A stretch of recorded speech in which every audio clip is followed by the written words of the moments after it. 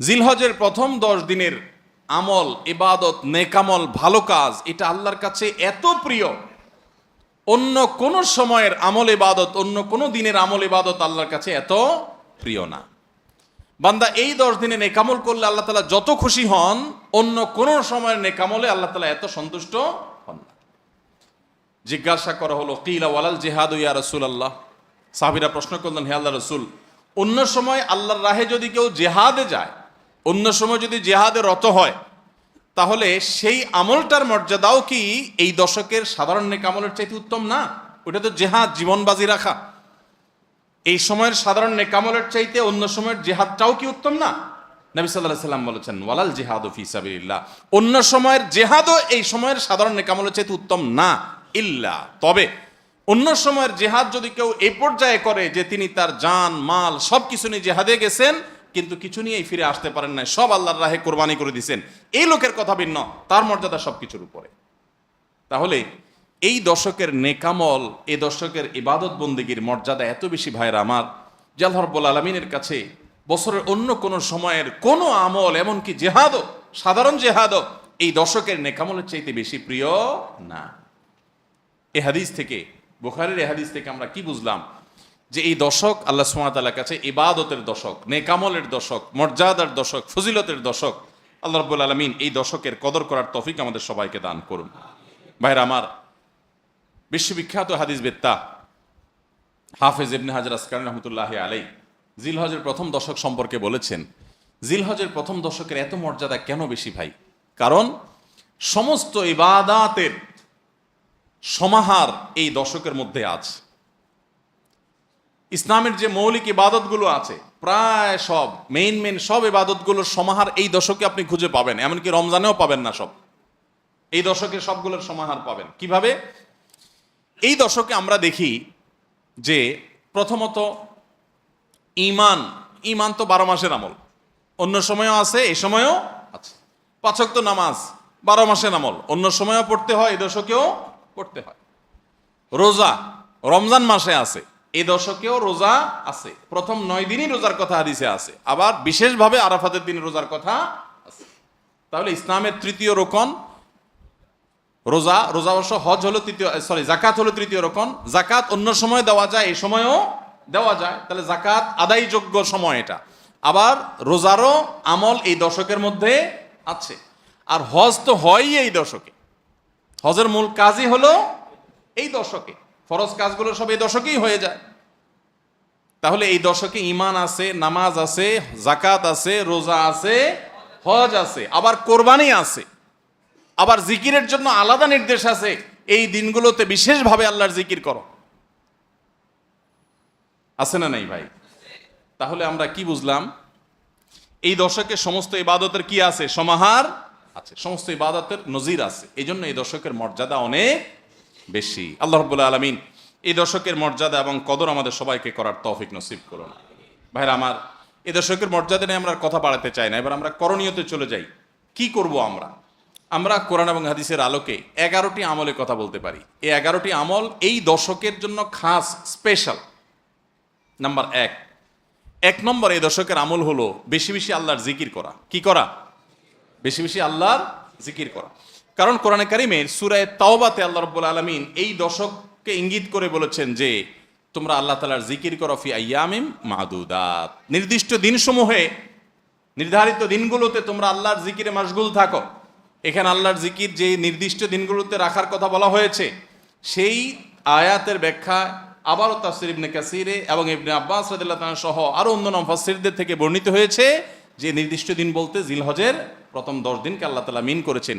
এই 10 দিনই তোমরা আল্লাহর জিকিরে বেশি বেশি করে আল্লাহ তাআলার জিকির করো।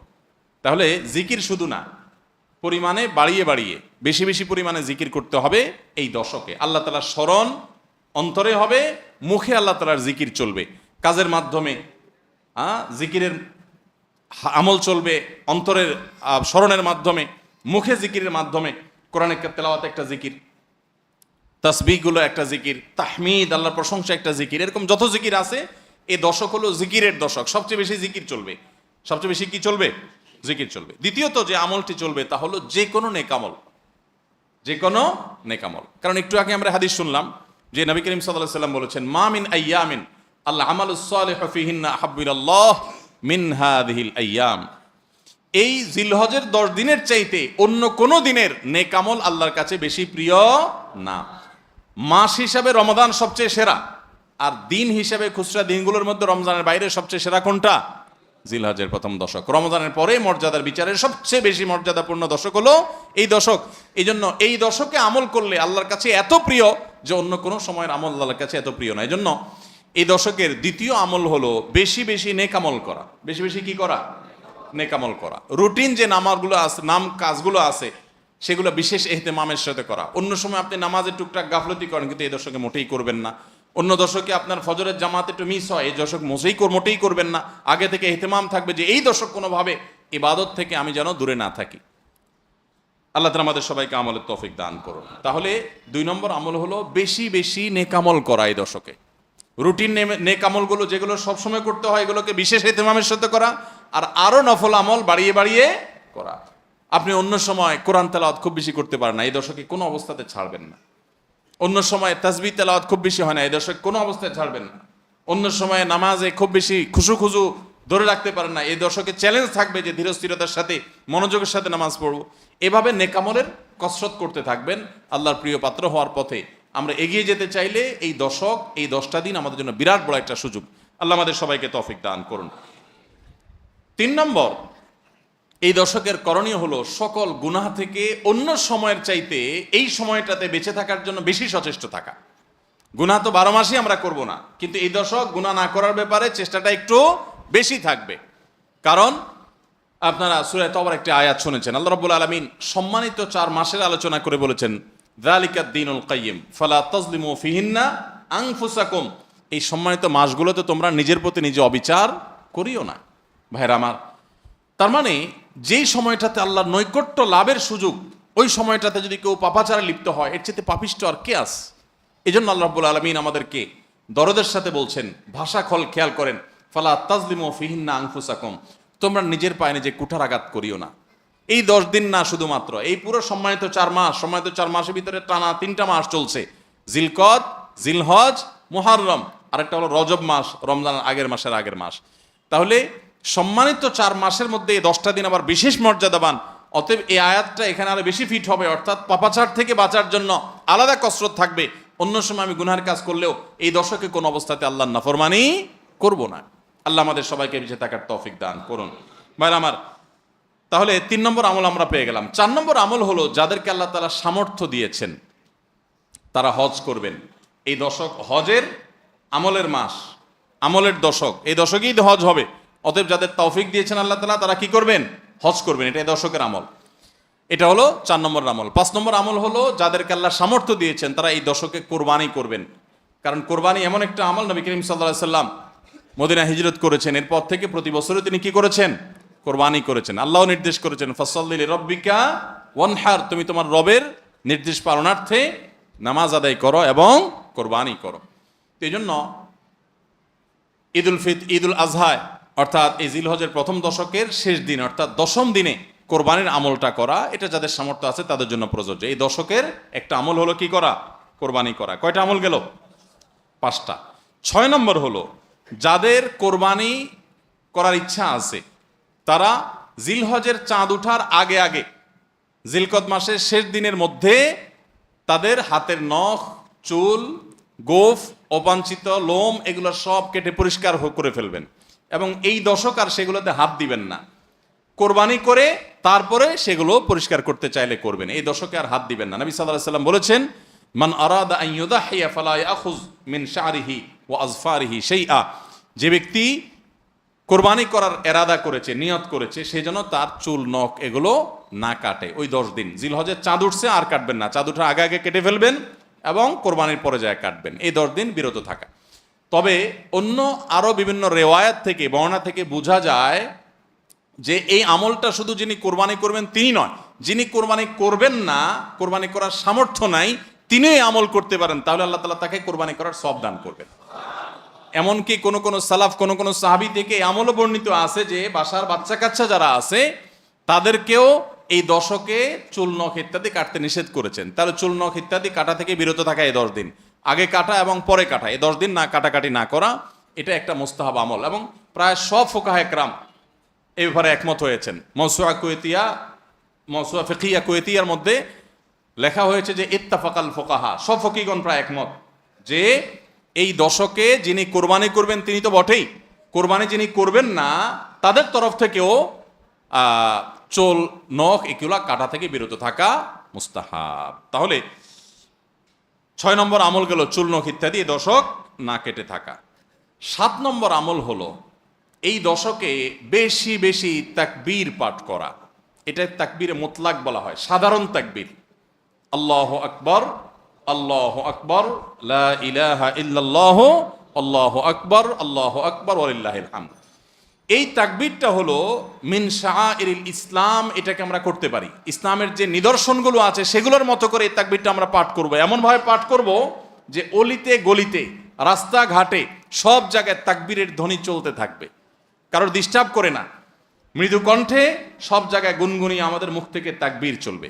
জিলহজের প্রথম দশকে এই আমলটা সম্পর্কে নবী করিম সাল্লাল্লাহু আলাইহি ওয়াসাল্লামের ভাষ্য খেয়াল করেন। তিনি বলেছেন ফাকসিরু ফীহিন্না মিনাত তাকবীরি ওয়াত তাহলিলি ওয়াত তাহমিদ। জিলহজের প্রথম দশক যখন শুরু হয় তোমরা বেশি বেশি করে তাকবীর পড়ো, বেশি বেশি করে তাহমিদ পড়ো, বেশি বেশি করে তাহলিল পড়ো, অর্থাৎ আল্লাহু আকবার, আল্লাহু আকবার, লা ইলাহা ইল্লাল্লাহ, আল্লাহু আকবার, আল্লাহু আকবার, লিল্লাহিল হামদ, এটা বেশি বেশি করে পাঠ করো। এটা নবী সাল্লাল্লাহু আলাইহি ওয়াসাল্লাম নির্দেশ করেছেন। তাহলে কয় নম্বর আমল গেল? 7 নম্বর আমল বেশি বেশি করে তাকবীর তাহমিদ তাহলিল পড়া। 8 নম্বর আমল হলো এই তাকবীর তাহমিদ তাহলিলটাই বিশেষভাবে পড়া। 7 নম্বরটা হলো সাধারণভাবে রাত দিন যতক্ষণ পারেন বেশি বেশি পড়বেন, কোনো সময় ফিক্স নাই, এবং 10 দিন ফুল। আর 8 নম্বর আমল হলো এই তাকবীরটাই নির্দিষ্ট সময় নির্দিষ্ট দিনগুলোতে বিশেষভাবে পড়া। সাধারণভাবে তো পড়বেনই, আর বিশেষভাবে পড়বেন। বিশেষভাবে কখন? আইয়ামে তাশরিকে। আইয়ামে তাশরিক কাকে বলা হয় ভাই? জিলহজের 9 তারিখ ফজরের পর থেকে নিয়ে জিলহজের 13 তারিখ আসর পর্যন্ত, জিলহজের 9 তারিখ ফজর থেকে নিয়ে জিলহজের 13 তারিখ আসর পর্যন্ত প্রত্যেক নামাজের পর সবাই যার যার জায়গা, পুরুষরা সরবে আর মা বোনরা বাসা বাড়িতে নীরবে তারা তাকবীর পাঠ করবেন। আল্লাহু আকবার, আল্লাহু আকবার, লা ইলাহা ইল্লাল্লাহ, আল্লাহু আকবার, আল্লাহু আকবার, ওয়ালিল্লাহিল হামদ। প্রত্যেক নামাজের পরে একা একা পড়েন আর জামাতে পড়েন, সর্বাবস্থা। জামাতে পড়লে ইমামের সাথে তাল মিলায় পড়তে হবে জরুরি না, প্রত্যেকে যার যারটা শেষে পড়বেন। মনে থাকবে তো ইনশাআল্লাহ?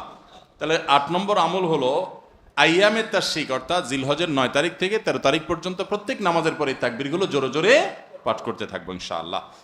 9 নম্বর আমল হলো জিলহজের 1 তারিখ থেকে 9 তারিখ পর্যন্ত এই 9 দিনই নফল রোজা রাখা। এই 9 দিনই নফল রোজা রাখা। এই 9 দিন নফল রোজা রাখা সম্পর্কিত একটা হাদিস পাওয়া যায়, এবং এই 9 দিনের নফল আমল সম্পর্কে মওসুআ কুয়েতিয়া ফিকহিয়া, মওসুআ ফিকহিয়া কুয়েতিয়া, কুয়েত থেকে প্রকাশিত ফিকহ বিশ্বকোষ, সেখানে বর্তমান সময়ের সবচাইতে অথেন্টিক ফতোয়ার কিতাবগুলোর মধ্যে থেকে, প্রসিদ্ধ কিতাবগুলো থেকে একটা, ফতোয়ার কিতাবগুলো থেকে মওসুআ ফিকহিয়া কুয়েতিয়া, সেখানে লেখা হয়েছে যে ইত্তাফাকাল ফুকাহা, সমস্ত ফকিগণ এই ব্যাপারে একমত যে জিলহজের 1 তারিখ থেকে 9 তারিখ পর্যন্ত এই 9 দিনই রোজা রাখা মুস্তাহাব। এই 9 দিন রোজা রাখা মুস্তাহাব। বিভিন্ন বর্ণায়ও এটি প্রমাণিত হয়, যদি সে বর্ণাগুলো কোনো কোনো সনদ দিয়ে মুহাদ্দিসরা কেউ আপত্তি তুলেছেন, কিন্তু ফুকাহে কেরাম এ ব্যাপারে রেকমেন্ড করেছেন যে এই 9 দিন রোজা রাখা মুস্তাহাব। যেহেতু জিলহজের প্রথম 10 দিনের পুরো 10 দিনই ইবাদত আল্লাহর কাছে প্রিয়, অতএব নফল আমল, রোজাও একটা নফল আমল, সেই হিসাবে রোজাটা অটোমেটিকও চলে আসে। এজন্য 9 নম্বর আমল হলো জিলহজের 1 থেকে 9 তারিখ পর্যন্ত এই দিনগুলো কি করা? রোজা রাখা। 10 নম্বর আমল হলো স্পেশালি বিশেষভাবে আরাফার দিনে, অর্থাৎ জিলহজের 9 তারিখে রোজা রাখা। জিলহজের 9 তারিখে কি করা? রোজা রাখা। প্রথম 9 দিন সাধারণ, আর বিশেষভাবে 9 তারিখের গুরুত্ব আরো বেশি, কারণ নবী করিম সাল্লাল্লাহু আলাইহি ওয়াসাল্লাম বলেছেন সিয়ামু ইয়াউমি আরাফা আহতাসিবু আলাল্লাহি আন ইউকাফিরা সানাতাল্লাতী ক্বাবলাহা ওয়াল্লাতী বাদাহা। আরাফাত দিনের রোজা অর্থাৎ জিলহজের 9 তারিখের রোজা, এই রোজার সম্পর্কে আল্লাহর কাছে আমার ধারণা, আল্লাহর প্রতি নবী সাল্লাল্লাহু আলাইহি ওয়াসাল্লাম বলছেন যে আমার ধারণা যে এই রোজার বিনিময়ে আল্লাহ তাআলা 1 বছর পূর্বের আর 1 বছর পরের অর্থাৎ আগামী 1 বছর এবং গত 1 বছরের গুনাহ আল্লাহ তাআলা মাফ করে দিবেন। আমরা এই পর্যন্ত যত ফজিলতের কথা শুনেছি, পিছনে গুনাহ মাফ করে দিবেন, গত 1 বছর গুনাহ মাফ করে দিবেন, সারাদিন গুনাহ মাফ করে দেওয়া হবে, এরকম বিভিন্ন হাদিস আমরা শুনেছি। কিন্তু এরকম কোন হাদিস কেউ হয়তো আমরা এই হাদিস ছাড়া আরেকটা হাদিস শুনি নাই যে 1 বছর অগ্রিম গুনাহ মাফ করবেন। যদি আল্লাহ তাআলা কাউকে হায়াত দেন, তিনি 1 বছরের গুনাহ মাফ পেয়ে যাবেন। কোন কোন হাদিস বেত্তাগণ বলেন যে হাদিসের মধ্যে ইশারা পাওয়া যায় যে কেউ যদি আরাফাতের রোজা রাখার তৌফিক পায়, হয়তোবা আগামী 1 বছর হায়াত পাওয়ার তৌফিক হবে তার। যদিও এটা জাস্ট একটা ব্যাখ্যা, এটা এমন না যে হাদিসে বলা হয়েছে আলাদা গ্যারান্টি দিয়ে, এরকম না। অতএব এর ব্যত্যয় ঘটলে করতে পারে। কথা বুঝে আসছে ভাই? তো এই জন্য এই আরাফাত দিনের রোজা এটা আমরা মিস করব না ইনশাআল্লাহ। তাহলে 10 নম্বর আমল গেল জিলহজের 9 তারিখের রোজা। 11 নম্বর আমল হলো ঈদুল আজহার সমস্ত সুন্নাতগুলো আমল করা। ঈদুল আজহার অনেকগুলো সুন্নাত আছে না, এই সুন্নাগুলো সবগুলো আমল করা। ঈদুল আজহার যে সুন্নাগুলো আমল সাধারণত হয় না, গোসল আমরা করি, সুগন্ধি আমরা ব্যবহার করি, আলহামদুলিল্লাহ, অন্য অনেক সুন্নাত আমরা আমল করি, কিন্তু যে সুন্নাতের আমল সাধারণত হয় না তার ভিতরে একটা হলো ফজরের নামাজ মহল্লার মসজিদে এসে পড়া, ভোর রাতে আগে আগে উঠা। অন্য সময়ের চাইতে ঈদের দিন ফজরে মুসল্লি আরও আমাদের মসজিদে কম থাকে, কারণ চাঁদ রাইতে তামাশা করে বেড়ায়, ফজর নামাজ মিস হয়ে যায়। তো ইমানদার সেটা করতে পারেন না। ঈদের সুন্নাহটা বিশেষভাবে আদায় করার চেষ্টা করা দরকার, অর্থাৎ জামাতের সাথে ফজর নামাজ পড়া দরকার, আগে আগে উঠা দরকার। ঈদের দিনের সুন্নাতগুলোর মধ্যে থেকে একটা। আরেকটা সুন্নাত আমাদের অবহেলিত, আদায় হয় না, সেটা হলো ঈদুল আজহা হোক আর ঈদুল ফিতর হোক, ঈদের নামাজ মাঠে পড়ার চেষ্টা করা দরকার। কোথায়? মাঠে। মাঠ এখন কম, বিশেষ করে শহর এলাকাতে মাঠ একটু কম, কিন্তু যেগুলো আছে সেগুলোও যদি সঠিকভাবে সবগুলোকে ব্যবহার করা হয় তাহলে অনেক জায়গায় সুন্নাহ জিন্দা হয়। আমরা ঈদের নামাজ মসজিদে পড়ি, কেন পড়ি? একটা অজুহাত দেই, মাঠ কম। এই অজুহাত সব ক্ষেত্রে গ্রহণযোগ্য না এবং সঠিক না। অনেক জায়গায় মাঠ থাকা সত্ত্বেও মানুষ মসজিদে নামাজ পড়ে, কারণ সব মহল্লার মানুষ আলাদা আলাদা নিজেরা একটু মাতবরি করতে চায়। আমরা আবার আরেক জায়গায় নামাজ পড়তে যাবো, আমাদের একটা বাঁকাওয়াতি থাকে। এই রোগ মসজিদে মসজিদে ঢুকে গেছে, মসজিদ কমিটির লোকদের মধ্যে রোগ ঢুকে গেছে। তারাই কোরবানি করতে রাজি না যে আমরা এখানে জমাত করব না, চল আমরা সবাই মিলে বড় একটা মাঠে করি। বড় মাঠে কয়েক মসজিদের মুসল্লিরা একসাথে নামাজ আদায় করার যে সৌন্দর্য আছে, এই সৌন্দর্য মসজিদের মধ্যে ঈদের নামাজ পড়ার মাধ্যমে নাই। এই জন্য ভাইরা, মাঠে ঈদের নামাজ জিন্দা করার চেষ্টা করতে হবে ইনশাআল্লাহ। চেষ্টা করা যাবে না ইনশাআল্লাহ?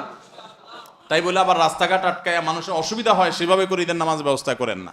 হ্যাঁ, যদি কোনো রাস্তা এরকম হয় যে না, এ রাস্তা বিকল্প বহু রাস্তা ডানে বামে আসে, মহল্লার রাস্তা, কারোর কোনো অসুবিধা হবে না, তাহলে সেখানে হতে পারে শর্ত সাপেক্ষে। কিন্তু সাধারণত রাস্তা নয়, বরং আমাদের নামাজ পড়তে হবে কোথায়? মাঠে। এবং ঈদের নামাজ মসজিদে আদায় করবেন না, মাঠে আদায় করবেন। এই আওয়াজটা সর্বত্র তোলা দরকার। শহর তো বটেই, গ্রামে পর্যন্ত এখন প্রত্যেক মসজিদে মসজিদের নামাজ হয়। কেউ কাউকে মানতে রাজি না, কেউ কাউকে মানতে রাজি না। আরেক জায়গায় ঈদগাহে নামাজ পড়বো, আমাদের ইজ্জত থাকে নাকি? তো এই লোক ইসলাম বুঝে নাই। ঈদের জামাত হবে অনেক বড় জামাত, সেখানে বহু মসজিদের মুসল্লিরা আসবে, এটার মধ্যেই সৌন্দর্য, পুরো মহল্লার মানুষের সম্মিলন ঘটবে। এই সুন্নাতটা আদায় হয় না। ঈদুল আজহার আরেকটা সুন্নাত অবহেলিত, সেটা হলো ঈদুল আজহায় আমরা জানি যে প্রথম খাবার ঈদুল আজহার কোরবানির গোশত দিয়ে হবে, এটা সুন্নাত। ওমর রাদিয়াল্লাহু তাআলা থেকে একটা রওয়ায়াত বর্ণিত আছে যে আল্লাহ তাআলার উদ্দেশ্যে কোনো কিছু দান করলে এটা নিজে ভোগ করা যায় না। যায়? আপনি আল্লাহকে খুশি করার জন্য আল্লাহর ওয়াস্তে কিছু দিয়ে দিয়েছেন, এটাকে নিজে খাওয়া যায়? আর এটা আপনি গরিবকে দিয়ে দিবেন, মসজিদে দান করলে মসজিদকে দিয়ে দিবেন, আপনি নিজে ভোগ করতে পারবেন না। শুধু কোরবানি এবং আকিকা, এই দুইটা আমল আছে যে এই দুইটা আমল আল্লাহকে খুশি করার জন্য জবাই করার সময় বলছেন বিসমিল্লাহ আল্লাহু আকবার, আল্লাহুম্মা লাক মিনকা ওয়ালাক, আল্লাহ আপনার তরফ থেকে আবার আপনার উদ্দেশ্যেই কোরবানি করলাম, আমার কোনো ধান্দা নাই। অথচ আবার ঠিকই ওইটার গোশতটা আল্লাহ আপনাকে খেতে দিয়েছেন, কারণ এটা আল্লাহর পক্ষ থেকে সাদাকা, আল্লাহর পক্ষ থেকে মেহমানদারি, যে আল্লাহ আপনার থেকে কবুল করেছেন এবং বলেছেন বান্দা আমি বুঝে পাইছি, এবার তোমাকে দিছি, তুমি খাও। তো এই জন্য আল্লাহর মেহমানদারি দিয়ে দিনের প্রথম খাবার গ্রহণ করা, যাতে করে ক্ষুধার্ত থেকে খাবারের প্রতি আগ্রহী হন আপনি এবং আল্লাহর মেহমানদারি দিয়ে প্রথম খাবার খান আপনি, এটা সুন্নাত। এই জন্য ঈদুল আজহার দিন আমরা কোনো কিছু না খেয়ে থাকবো, রাতে খেয়ে যে শোবো, এরপরে আর কোনো কিছু খাবো না, ঈদগাহে আসবো না খেয়ে, কোরবানির পশুর গোশত বানায়া রান্না করে ওইটা দিয়ে প্রথম খাবার খাবো ইনশাআল্লাহ। আল্লাহ তাআলা আমাদের সবাইকে এই সব সুন্নাহগুলো মেনে চলার তৌফিক দান করো। তাহলে 11 নম্বর আমল হলো ঈদুল আজহার সব সুন্নাহগুলা পালন করা। সুপ্রিয় দর্শক শ্রোতা ভাই বোন, একজন মুমিনের কাছে বছরের যে কোনো দিনের চাইতে গুরুত্বপূর্ণ এবং তাৎপর্যপূর্ণ দিন হলো আরাফাতের দিন। কারণ রাসূলুল্লাহ আকরাম সাল্লাল্লাহু আলাইহি ওয়াসাল্লাম এই দিন প্রসঙ্গে বলেছেন, এই দিনে আল্লাহ সুবহানাহু ওয়া তাআলা যত বেশি সংখ্যক মানুষকে জাহান্নাম থেকে মুক্তি দিয়ে থাকেন, বছরের অন্য কোনো দিনে এত বেশি সংখ্যক মানুষকে আল্লাহ সুবহানাহু ওয়া তাআলা জাহান্নাম থেকে মুক্তি দান করেন না। অপর এক হাদিসে আসছে, তিনি বলেছেন, আফদালুদ দুআই দুআউ ইয়াউমি আরাফা। সারা বছর জুড়ে যে কোনো সময়ে মানুষ যত দোয়া আল্লাহ সুবহানাহু ওয়া তাআলার কাছে করে না কেন, তমধ্য থেকে সবচেয়ে উত্তম, সবচেয়ে বেস্ট দোয়া হলো আরাফাতের দোয়া। প্রিয় দর্শক, আরাফাতের দিনে যারা আরাফাতের ময়দানে অবস্থান করেন, অর্থাৎ হাজী সাহেবগণ, তাদের জন্য রাসূলুল্লাহ আকরাম সাল্লাল্লাহু আলাইহি ওয়াসাল্লাম অনেকগুলো আমলি কথা বলেছেন, বাতলেছেন। আর যারা আরাফাতের দিনে আরাফাতের ময়দানে অবস্থান করছেন না, বরং পৃথিবীর বিভিন্ন প্রান্তে ছড়িয়ে ছিটিয়ে আছেন, যারা হজ করছেন না, তাদের জন্য আরাফাতের দিনে বিশেষ কোনো করণীয় আছে কিনা, আজ আমরা সে বিষয়ে আলোকপাত করতে চাই। প্রিয় দর্শক, এ প্রসঙ্গে শুরুতেই বলতে চাই, আরাফাতের দিনে যারা হজ করছেন না, তাদের জন্য সবচেয়ে গুরুত্বপূর্ণ আমল হলো ওই দিনে নফল সিয়াম পালন করা, নফল সিয়াম রাখা। এ প্রসঙ্গে সহিহ মুসলিমের হাদিসে রাসূলুল্লাহ আকরাম সাল্লাল্লাহু আলাইহি ওয়াসাল্লাম ইরশাদ করেছেন, সিয়াম ইয়াউমি আরাফা আহতাসিবু আলাল্লাহি আন ইউকাফিরা আস-সানাতা আল্লাতী ক্বাবলাহু ওয়াল্লাতী বা'দাহু। অর্থাৎ আরাফার দিনে যদি কেউ নফল সিয়াম রাখে, যারা হজ করছেন না অবশ্যই তাদের জন্য, হাজী সাহেবদের জন্য এটা প্রযোজ্য নয়, তাহলে এই নফল সিয়াম আল্লাহ সুবহানাহু ওয়া তাআলার মাধ্যমে আমি আশা করি যে বান্দার 1 বছর পূর্বের এবং 1 বছর পরের গুনাহ আল্লাহ সুবহানাহু ওয়া তাআলা মাফ করে দিবেন। প্রিয় দর্শক, অতএব আরাফাতের দিনের সবচেয়ে বড় আমল, প্রধান আমল হলো এই দিনে আমরা সিয়াম পালন করব। আরাফাতের দিনে সিয়াম আমরা ঠিক কোন দিনে পালন করব, এ নিয়ে যথেষ্ট ধোঁয়াশা এবং বিতর্ক রয়েছে। স্কলারদের মধ্যে থেকে অনেকে বলে থাকেন, যেহেতু রাসূলুল্লাহ আকরাম সাল্লাল্লাহু আলাইহি ওয়াসাল্লাম আরাফাতের দিন বলেছেন, 9 তারিখ বলেননি, অতএব আরাফাতের দিনটি সৌদি আরবে যদিও চন্দ্র মাসের 9 তারিখ হয়ে থাকে, তারপরেও যেদিন হাজী সাহেবগণ আরাফাতে অবস্থান করছেন আমরা ওই দিনে রাখবো, কারণ আরাফাতের দিন সেটা আমাদের দেশে 8 তারিখও হতে পারে। আর অনেক স্কলারগণ বলেছেন, রাসূলুল্লাহ আকরাম সাল্লাল্লাহু আলাইহি ওয়াসাল্লাম আরাফাতের দিনে সিয়াম রাখতে বলেছেন, আর আরাফাতের দিন যেহেতু 9 তারিখ হয়ে থাকে, অতএব 9 তারিখকেই তিনি মূলত উদ্দেশ্য করেছেন, বুঝিয়েছেন। বিধায় আমরা পৃথিবীর যে প্রান্তে আছি না কেন, আমরা 9 তারিখে রাখবো। আমাদের দেশে যেদিন 9 তারিখ সেদিন রাখবো, সেদিন সৌদি আরবে ঈদের দিনও হতে পারে। যাই হোক, এখানে দুটি মত আমরা দেখতে পাচ্ছি। এই দুটি মতের কোনোটি রাসূলুল্লাহ আকরাম সাল্লাল্লাহু আলাইহি ওয়াসাল্লামের সুস্পষ্ট কোনো হাদিস দ্বারা সরাসরি সমর্থিত নয়, বরং এই দুটি মতই গবেষণামূলক। আমরা যেই মতটি আমাদের কাছে বেশি যৌক্তিক মনে হবে সেটার উপর আমরা আমল করতে পারি। আর যদি উভয় দিনে আমরা নফল সিয়াম রাখি, অর্থাৎ চন্দ্র মাসের 8 এবং 9 উভয় দিনে যদি আমরা সিয়াম রাখি, তাহলে সেটা সবচেয়ে উত্তম। কারণ কোনো বর্ণনা দ্বারায় জিলহজের প্রথম দশকের প্রথম 9 দিনই সিয়াম রাখার কথা, সিয়াম পালন করার কথা বোঝানো হয়েছে, নির্দেশ করা হয়েছে। কোনো বর্ণনা দ্বারা এরকমটি বোঝা যায়। বিধায় আমরা জিলহজের 8 এবং 9 উভয় দিনে সিয়াম পালন করতে পারি। তাহলে আরাফাতের দিন উপলক্ষে সর্বপ্রথম এবং সবচেয়ে বড় কাজ হলো একজন মুমিনের জন্য যারা হজ করছেন না, আরাফাতে অবস্থান করছেন আরাফাতের দিনে, ওই দিনে সিয়াম পালন করবেন। আর দ্বিতীয় আমল হলো লা ইলাহা ইল্লাল্লাহু ওয়াহদাহু লা শারীকা লাহু লাহুল মুলকু ওয়া লাহুল হামদ ওয়া হুয়া আলা কুল্লি শাইইন কাদির। এই বাক্যগুলো বেশি থেকে বেশি বলা, পাঠ করা আরাফাতের দিনে। রাসূলুল্লাহ আকরাম সাল্লাল্লাহু আলাইহি ওয়াসাল্লাম বলেছেন, ওয়া আফদালু মা কুলতু ওয়াল আম্বিয়াউ মিন ক্বাবলি লা ইলাহা ইল্লাল্লাহু ওয়াহদাহু লা শারীকা লাহু লাহুল মুলকু ওয়া লাহুল হামদ ওয়া হুয়া আলা কুল্লি শাইইন কাদির। অর্থাৎ আমি যত বাক্য আমার মুখ দ্বারা উচ্চারণ করেছি, যত জিকির করেছি আমি এবং আমার পূর্বে যত নবীগণ যত জিকির করেছেন, তার ভিতরে সবচেয়ে উত্তম জিকির হলো এটি।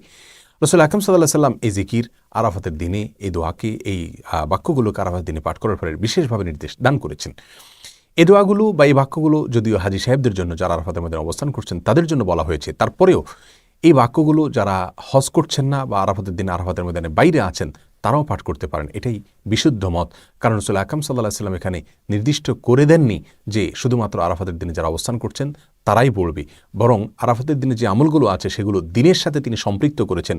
হ্যাঁ, যারা সেই দিনে আরাফাতের ময়দানে অবস্থান করে এই বাক্যগুলো বলতে পারবেন বা আরাফাতের ময়দানের যে সমস্ত আমলগুলো আছে সেগুলো করতে পারবেন, সন্দেহাতীতভাবে যারা বাইরে থেকে করছেন তাদের চাইতে তারা অনেক বেশি ফজিলতের অধিকারী হবেন, অনেক বেশি মর্যাদার অধিকারী হবেন, সেটা বলাই বাহুল্য। কিন্তু যেহেতু আরাফাতের দিনের আমলগুলোকে রাসূলুল্লাহ আকরাম সাল্লাল্লাহু আলাইহি ওয়াসাল্লাম দিনের সঙ্গে সম্পৃক্ত করেছেন, অতএব ওই দিনে পৃথিবীর যে প্রান্তে মানুষ থাকুক না কেন, সেই দিনে যদি মানুষ বেশি থেকে বেশি সে আমলগুলো করে, তাহলে তারাও ইনশাআল্লাহ বিইজনিল্লাহ ফজিলত পাবে। অতএব আমরা দ্বিতীয় আমল হিসাবে আরাফাতের দিনে বেশি থেকে বেশি এই বাক্যগুলো পাঠ করব, লা ইলাহা ইল্লাল্লাহু ওয়াহদাহু লা শারীকা লাহু লাহুল মুলকু ওয়া লাহুল হামদ ওয়া হুয়া আলা কুল্লি শাইইন কাদির। আরাফাতের দিনের তৃতীয় আমল হলো, যেহেতু আরাফাতের দিনে সিয়াম পালন করা সুন্নাহ, আর সিয়াম পালন করলে যদি কোনো ব্যক্তি সিয়াম পালন করে তাকে ইফতার করানোর ফলে ওই রোজাদার ব্যক্তি রোজা রেখে যে পরিমাণ সওয়াব পান, ইফতার করানো ব্যক্তিকে আল্লাহ সুবহানাহু ওয়া তাআলা সমপরিমাণ সওয়াব দান করেন। অতএব আমরা আরাফাতের দিনে, যেহেতু অনেকেই রোজা রাখে থাকেন, আমরা রমজান মাসে একে অন্যকে ইফতার করাই, কিন্তু আরাফাতের দিনে, এদিনেও যেহেতু মুসলমানদের মধ্যে বড় অংশের মানুষ সিয়াম পালন করে থাকে, অতএব এদিনে আমরা একে অন্যকে ইফতার করানোর চেষ্টা করব ইনশাআল্লাহ। এই আমলটি আরাফাতের দিনের জন্য নির্দিষ্ট নয়, খাস নয়, বরং এটি যে কোনো সময় আমার কোনো মুমিন ভাই, কোনো মুমিন বোন যখন সিয়াম পালন করবেন, তখন তাকে ইফতার করানোর এই আমলটি ভ্যালিড থাকবে এবং প্রযোজ্য হবে। যেহেতু আরাফাতের দিনে অনেক বেশি মানুষ নফল সিয়াম রাখে বিধায় এই দিনে এই আমলটির কথা আমি যদিও স্মরণ করিয়ে দিলাম। আরাফাতের দিনে আরেকটি আমল আমরা করতে পারি, তা হলো বেশি থেকে বেশি আল্লাহ সুবহানাহু ওয়া তাআলার কাছে দোয়া করা। কারণ রাসূল আকরাম সাল্লাল্লাহু আলাইহি ওয়াসাল্লাম বলেছেন, আফদালুদ দুআ দুআ ইয়াউমি আরাফা। আরাফাতের দিনের দোয়া হলো সারা বছরের যে কোনো দিনের মধ্যে সবচেয়ে উত্তম, সবচেয়ে বেস্ট দোয়া। অতএব এই দিনে আমরা আল্লাহ সুবহানাহু ওয়া তাআলার কাছে বেশি বেশি করে দোয়া করব। আল্লাহ সুবহানাহু ওয়া তাআলা আমাদের সকলকে আরাফাতের দিনে নফল সিয়াম পালন করা এবং লা ইলাহা ইল্লাল্লাহু ওয়াহদাহু লা শারীকা লাহু লাহুল মুলকু ওয়া লাহুল হামদু ওয়া আলা কুল্লি শাইইন কাদির, এই বাক্যগুলো পাঠ করা এবং এই দিনে বেশি থেকে বেশি আল্লাহ সুবহানাহু ওয়া তাআলার কাছে দোয়া করা, আল্লাহ সুবহানাহু ওয়া তাআলার কাছে ক্ষমা চাওয়া। যেহেতু জাহান্নাম থেকে আল্লাহ সুবহানাহু ওয়া তাআলা মুক্তি অনেক মানুষকে দান করে থাকেন, যদিও এটা বেশিরভাগ ক্ষেত্রে এটা হাজী সাহেবদের জন্য, যারা আরাফাতের মধ্যে অবস্থান করছেন তাদের জন্য প্রযোজ্য। তারপর আমরা যারা বাইরে আছি তারাও আল্লাহ সুবহানাহু ওয়া তাআলার কাছে মুক্তি চাইতে পারি। সেই সাথে যারা সিয়াম পালন করে থাকেন আমাদের আশেপাশে জানাশোনা, আমাদের নিকটাত্মীয় অথবা প্রতিবেশীদের মধ্যে থেকে, যে কোনো মুসলমানদের মধ্যে থেকে তাদেরকে আমরা এই দিনে ইফতার করানোর চেষ্টা করবো। আল্লাহ সুবহানাহু ওয়া তাআলা আমাদের সকলকে আরাফাতের দিনের সমস্ত মর্যাদাগুলোকে নিজের করে নেওয়ার তৌফিক দান করুন এবং আমাদের যে সমস্ত ভাইরা আরাফাতের দিনে আরাফাতের ময়দানে অবস্থান করছেন, আল্লাহ সুবহানাহু ওয়া তাআলা তাদের সমস্ত দোয়াগুলোকে, সমস্ত নেক আমলগুলোকে, সমস্ত ইবাদতবন্দিকে, সমস্ত সুন্নাহগুলোকে কবুল এবং মঞ্জুর করেন। সুপ্রিয় দর্শক শ্রোতা ভাই বোনেরা, রমাদানুল করিম ইবাদতের সবচেয়ে বড় সিজন, আল্লাহ সুবহানাহু ওয়া তাআলার অপার অনুগ্রহ নাজিলের মৌসুম। এটা আমাদের সমাজের সর্বস্তরের মুসলমানরা কম বেশি জানেন এবং সেজন্য রমজান উপলক্ষে আমাদের দৈনন্দিন জীবনে পরিবর্তন আসে। আমলের একটা পরিবেশ, ইবাদতের একটা কসরত সমাজে কম বেশ লক্ষ্য করা যায়। রমজানের পরে ইবাদতের সবচেয়ে বড় সিজন, সবচেয়ে গুরুত্বপূর্ণ মৌসুম হলো জিলহজের প্রথম 10টি দিন। কিন্তু এই 10টি দিন যে অত্যন্ত গুরুত্বপূর্ণ সে সম্পর্কে আমাদের সমাজের জানাশোনা নেই বললেই চলে। এই জন্য জিলহজের প্রথম 10টি দিন আর অন্য সাধারণ যে কোনো দিনের মধ্যে তেমন কোনো পরিবর্তন আমাদের মুসলমানদের জীবনে লক্ষ্য করা যায় না। আমাদের দৈনন্দিন জীবনে কোনো পরিবর্তন দেখা যায় না। আমল এবং ইবাদতের কোনো পরিবেশ, কোনো কসরত সমাজে পরিলক্ষিত হয় না। প্রিয় বন্ধুগণ, কোরআনে কারিমে 30 নম্বর পারা সূরাতুল ফজরের শুরুর দিকে আল্লাহ সুবহানাহু ওয়া তাআলা এই 10 দিনের শপথ করেছেন। আল্লাহ সুবহানাহু ওয়া তাআলা বলেন, ওয়াল ফজরি ওয়া লায়ালিন আশর ওয়াশ শাফঈ ওয়াল ওয়াতর, অর্থাৎ সকালের ফজরের শপথ এবং 10টি রাতের শপথ এবং সেই 10 রাতের মধ্য থেকে জোড় এবং বেজোড় উভয় শ্রেণীর রাতের শপথ। এই আয়াতগুলোর তাফসীর প্রসঙ্গে মুফাসসিরিন ইকরাম লেখেন যে এখানে যে 10টি রাতের শপথ আল্লাহ সুবহানাহু ওয়া তাআলা করেছেন, জোড় বেজোড় রাতগুলোর শপথ আল্লাহ সুবহানাহু ওয়া তাআলা করেছেন, সেই রাতগুলো হলো জিলহজের প্রথম 10টি রাত। প্রিয় বন্ধুগণ, এই আয়াতগুলোতে আল্লাহ সুবহানাহু ওয়া তাআলা জিলহজের প্রথম 10 রাতের শপথ করাটা প্রমাণ করে যে জিলহজের প্রথম 10টি রাত আল্লাহ সুবহানাহু ওয়া তাআলার কাছে অত্যন্ত গুরুত্বপূর্ণ, তাৎপর্যপূর্ণ, অত্যন্ত ফজিলতপূর্ণ। সহিহ বুখারীর এক হাদিসে নবী সাল্লাল্লাহু আলাইহি ওয়াসাল্লাম ইরশাদ করেছেন, মা মিন আইয়ামিন আল আমালুস সালিহু ফীহিন্না আহাব ইলাল্লাহ মিন হাযিহিল আইয়াম। জিলহজের প্রথম 10 দিন নেক আমল করলে, ইবাদতবন্দি করলে আল্লাহ সুবহানাহু ওয়া তাআলা যত বেশি খুশি হন, বছরের অন্য কোনো দিন সমূহে ইবাদতবন্দি করলে আল্লাহ সুবহানাহু ওয়া তাআলা এত বেশি খুশি হন না। অর্থাৎ এই 10 দিনের ইবাদত আল্লাহ সুবহানাহু ওয়া তাআলার কাছে যত বেশি পছন্দনীয়, যত বেশি আল্লাহ সুবহানাহু ওয়া তাআলার কাছে ভালো লাগে, অন্য কোনো সময়ের ইবাদত, অন্য কোনো দিনের ইবাদত আল্লাহ সুবহানাহু ওয়া তাআলার কাছে এত বেশি পছন্দনীয় নয়, আল্লাহ সুবহানাহু ওয়া তাআলার কাছে এত বেশি প্রিয় নয়। সম্মানিত বন্ধুগণ, এই হাদিস বর্ণনা করার পরে সাহাবায়ে কেরামের কেউ কেউ প্রশ্ন তুলেছিলেন, ইয়া রাসূলুল্লাহ ওয়ালাল জিহাদু ফি সাবিলিল্লাহ, আল্লাহর রাস্তায় জিহাদও কি এই দিনসমূহে ইবাদতের চাইতে উত্তম নয়? নবী সাল্লাল্লাহু আলাইহি ওয়াসাল্লাম বলেছেন, ওয়ালাল জিহাদু ফি সাবিলিল্লাহ, অন্য সময় আল্লাহর রাস্তায় জিহাদ করাও এই আমলের চাইতে উত্তম নয়। অর্থাৎ এই দিনগুলো নেক আমল আল্লাহ সুবহানাহু ওয়া তাআলার কাছে অন্য সময় জিহাদ করার চাইতেও উত্তম। তবে হ্যাঁ, এক ব্যক্তি যিনি আল্লাহর রাহে জিহাদে বের হয়ে গেছেন নিজের জান এবং মাল নিয়ে এবং উভয়টি আল্লাহর রাস্তায় কোরবান করে তার এসেছেন, তার কথা ভিন্ন, স্বতন্ত্র। তার মর্যাদা এই জিলহজের প্রথম দশকে ইবাদতকারীর চাইতে বেশি, সেটা ভিন্ন কথা। এই হাদিসটি অত্যন্ত পরিষ্কারভাবে, জোরালোভাবে আমাদেরকে মেসেজ দিয়ে যায় যে জিলহজের প্রথম দশক, এই দশক অন্য সাধারণ দিনগুলোর মতো নয়, বরং এই 10টি ইবাদতের দশক, এই 10টি নেক আমলের দশক। বিশ্ববিখ্যাত হাদিস ব্যাখ্যাতা এবং সহিহ বুখারীর কালজয়ী ব্যাখ্যা গ্রন্থ ফাথহুল বারীর রচয়িতা আল্লামা ইবনে হাজার আল আসকালানী রাহিমাহুল্লাহ তিনি বলেন, জিলহজের প্রথম 10 দিনের এত বেশি গুরুত্ব আল্লাহ সুবহানাহু ওয়া তাআলা কোরআনে কারিমে দিয়েছেন, নবী সাল্লাল্লাহু আলাইহি ওয়াসাল্লাম হাদিসে উল্লেখ করেছেন। তার একটি কারণ হলো এই দশকে ইসলামের যত মৌলিক ইবাদত আছে সমস্ত মৌলিক ইবাদতের সমাহার পাওয়া যায়, সমস্ত মৌলিক ইবাদতের সমাবেশ ঘটে থাকে এই দশকে। অন্য কোনো দিন সমূহে সমস্ত মৌলিক ইবাদতের সমাহার বা সম্মিলন এরকম ভাবে দেখা যায় না। যেমন ইসলামের সর্বপ্রথম রকম হলো ঈমান। এই ঈমান বছরের অন্য যে কোনো সময় যেরকম থাকতে হয়, জিলহজের প্রথম দশকেও থাকতে হয়। 5 ওয়াক্ত সালাত অন্য সময় যেরকম আদায় করতে হয়, এই দশকে সেটা আছে, বলবৎ আছে। জাকাত বছরের অন্য যে কোনো সময় দেওয়া যায় এবং এই দশকেও দেওয়া যায়। এবং ইসলামের রোকন সিয়ামেরও নজির এই দশকে রয়েছে, কারণ আরাফার দিনে সিয়ামের নির্দেশ নবী সাল্লাল্লাহু আলাইহি ওয়াসাল্লাম করেছেন। এবং ইসলামের 5 নম্বর রকম হজ, সেটা তো কেবল এই দশকেই পালন করা সম্ভব, অন্য কোনো সময় মানুষ চাইলেও পালন করা সম্ভব নয়। আর কোরবানি, সেটাও এই দশকেই রয়েছে। সময়ত বন্ধুগণ, তাহলে বোঝা গেল ইসলামের 5টি রোকনের প্রত্যেকটি আমলের সমাহার, প্রত্যেকটি আমলের দৃষ্টান্ত এবং নজির এই দশকে রয়েছে। অতিরিক্ত হিসাবে কোরবানি সহ আরো অনেক নেক আমল রয়েছে। এই জন্য মুসনাদ আহমদ এবং বাজ্জারের এক হাদিসে নবী সাল্লাল্লাহু আলাইহি ওয়াসাল্লাম এই দশককে বছরের শ্রেষ্ঠ দিনসমূহ বলে আখ্যায়িত করেছেন। আফজালু আইয়ামিদ দুনিয়া বলেছেন, বছরের সবচাইতে সেরা এবং শ্রেষ্ঠ দিন বলেছেন। মাস হিসাবে যেরকম রমজান সবচাইতে শ্রেষ্ঠ এবং সেরা, তার পরবর্তীতেই খুচরা দিনসমূহের মধ্য থেকে এই 10 দিন হলো সবচাইতে সেরা, মর্যাদাপূর্ণ এবং ফজিলতপূর্ণ দিন। এই 10 দিনের কর্মসূচি এবং করণীয়গুলো কি? কোরআন এবং হাদিসের আলোকে এই 10 দিনের বেশ কিছু কর্মসূচি আমরা পাই। তার ভিতরে প্রথম কর্মসূচি হলো আল্লাহর জিকির করা। আল্লাহর জিকির করা সূরা হাজর 28 নম্বর আয়াতে যেদিকে আল্লাহ সুবহানাহু ওয়া তাআলা ইঙ্গিত করেছেন, এই 10 দিনে বেশি বেশি আল্লাহর স্মরণ করা, জিকির করা, কোরআন এবং সুন্নাহ বর্ণিত বৈধ জিকিরগুলোকে সহি পদ্ধতিতে বেশি বেশি করব এই 10 দিনে। দ্বিতীয় কর্মসূচি হলো বেশি বেশি নেক আমল করব। রুটিন যে নেক আমলগুলো আছে সেগুলো অন্য দিনের চাইতে এই 10 দিনে বেশি করার চেষ্টা করব। 5 ওয়াক্ত সালাত অন্য দিনসমূহে যতটা গুরুত্ব দিয়ে আমি আদায় করি, এই 10 দিনে তার চাইতে বেশি গুরুত্ব দিয়ে আদায় করতে হবে। এবং এভাবে যত নেকামল আছে, কোরআন তেলাওয়াত বলেন, দ্বীনি ইলম শিক্ষা করা বলেন, সমস্ত নেকামলগুলো অন্য দিনসমূহের চাইতে এই দিনে বেশি গুরুত্বের সাথে আদায় করার চেষ্টা করতে হবে। কারণ সহিহ বুখারী যে হাদিস আমরা পেশ করেছি, সেই হাদিসে নবী সাল্লাল্লাহু আলাইহি ওয়াসাল্লাম সুস্পষ্টভাবে জানিয়ে দিয়েছেন এই 10 দিনে নেকামল আল্লাহ সুবহানাহু ওয়া তাআলার কাছে অত্যন্ত প্রিয়, সবচাইতে প্রিয়। বিধায় কোরআন সুন্নাহ বর্ণিত সাধারণ নেকামলগুলো এই 10 দিনে বেশি বেশি করার চেষ্টা চালিয়ে যেতে হবে। 3 নম্বর কর্মসূচি হলো এই 10 দিনে গুনাহসমূহ থেকে বেঁচে থাকার আপ্রাণ চেষ্টা করতে হবে। অন্য দিন সমূহে আপনি যে সমস্ত গুনাহে লিপ্ত থাকেন, এই 10 দিনে চেষ্টা করতে হবে সেগুলো থেকে বিরত থাকার জন্য। অন্য সময় গুনাহ থেকে বেঁচে থাকার জন্য যে পরিমাণ সাধনার চেষ্টা আপনি করেন, এই 10 দিনে আরো বেশি চেষ্টা আপনাকে চালাতে হবে, কারণ এই 10 দিনে নেক আমল করা আল্লাহ সুবহানাহু ওয়া তাআলার কাছে পছন্দনীয়। বিধায় বদ আমল থেকে বাঁচার গুরুত্ব অত্যন্ত স্পষ্ট। 4 নম্বর করণীয় হলো যাদেরকে আল্লাহ সুবহানাহু ওয়া তাআলা সামর্থ্য দিয়েছেন তারা হজ করবেন। হজ হলো এই দশকের সবচেয়ে গুরুত্বপূর্ণ এবং প্রধান আমল বলা যেতে পারে। 5 নম্বর আমল হলো কোরবানি করা। যাদেরকে আল্লাহ সুবহানাহু ওয়া তাআলা সামর্থ্য দিয়েছেন তারা কোরবানি করবেন এই দশকে। 6 নম্বর আমল হলো যারা কোরবানি করার প্রতিজ্ঞা করেছেন, কোরবানি করার ইচ্ছা পোষণ করেছেন, তারা এই দশক উপলক্ষে মাথার চুল, হাত এবং পায়ের নখ এবং অন্যান্য পশম ইত্যাদি এগুলো কাটবেন না, ছিঁড়বেন না। জিলহজের চাঁদ ওঠা থেকে নিয়ে কোরবানি পর্যন্ত তারা এই চুল, নখ ইত্যাদি কাটা থেকে বিরত থাকবেন। এ বিষয়ে সহিহ মুসলিম হাদিসে নবী সাল্লাল্লাহু আলাইহি ওয়াসাল্লাম আমাদেরকে নির্দেশ করেছেন। 7 নম্বর আমল হলো বেশি বেশি তাকবীর, তাহমিদ এবং তাহলিল পাঠ করা। নবী সাল্লাল্লাহু আলাইহি ওয়াসাল্লাম বলেছেন, ফাকসিরু ফিহিন্না মিনাত তাকবীরি ওয়াত তাহলিলি ওয়াত তাহমিদি। প্রথম দশকে তোমরা বেশি বেশি আল্লাহ সুবহানাহু ওয়া তাআলার বড়ত্ব বর্ণনা করো, আল্লাহর একত্ববাদ বর্ণনা করো এবং আল্লাহ সুবহানাহু ওয়া তাআলার প্রশংসা করো। একত্রে পাঠ করার জন্য বেশ কয়েকটি ফরম্যাট বর্ণিত হয়েছে হাদিসে। তোর মধ্যে থেকে একটি হলো আল্লাহু আকবার, আল্লাহু আকবার, লা ইলাহা ইল্লাল্লাহ, আল্লাহু আকবার, আল্লাহু আকবার, লিল্লাহিল হামদ। আমাদের সমাজে জিলহজের প্রথম দশক উপলক্ষে কিছু মানুষকে হজ করতে দেখা যায়, আর সমাজের বেশিরভাগ মানুষকে কোরবানির প্রস্তুতি নিতে দেখা যায়, কোরবানির মহড়া পরিলক্ষিত হয়। কিন্তু এই দশকের এই যে আমলটি, তাকবীর, তাহমিদ, তাহলিলের আমলটি আমাদের সমাজে খুব একটা দেখা যায় না, অথচ এটি এই দশকের তৃতীয় গুরুত্বপূর্ণ আমল বলা যেতে পারে। এ দশকের সবচেয়ে গুরুত্বপূর্ণ আমল যদি হজ হয়ে থাকে, কোরবানি যদি দ্বিতীয় হয়ে থাকে, 3 নম্বর সবচাইতে গুরুত্বপূর্ণ আমল হলো এই দশকে বেশি বেশি তাকবীর, তাহমিদ এবং তাহলিল পাঠ করা।